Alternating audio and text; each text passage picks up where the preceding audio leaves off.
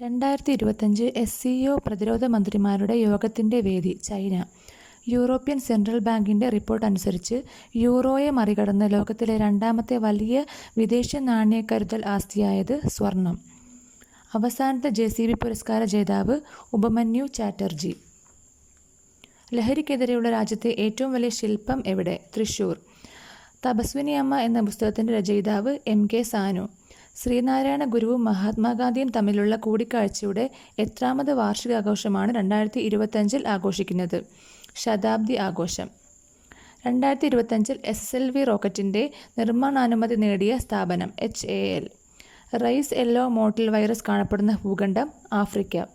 2025 അന്താരാഷ്ട്ര ടെസ്റ്റ് ക്രിക്കറ്റിൽ നിന്നും വിരമിച്ച ശ്രീലങ്കൻ താരം Angelo Mathews.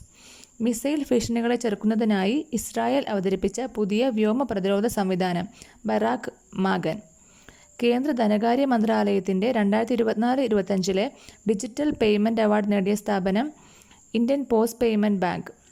2025 Paris diamond league javelin ത്രോയിൽ സ്വർണം നേടിയത് നീരജ് ചോപ്ര.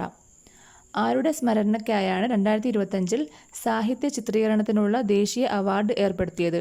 KM വാസുദേവൻ നമ്പൂതിരി. ഇറാന്റെ ആണവ കേന്ദ്രങ്ങളിൽ US നടത്തിയ ആക്രമണം അറിയപ്പെടുന്നത് ഓപ്പറേഷൻ മിഡ്നൈറ്റ് ഹാമർ. 2025 ആഘോഷിച്ച 11ാം അന്താരാഷ്ട്ര യോഗാ ദിനത്തിന്റെ പ്രമേയം yoga for one earth one health.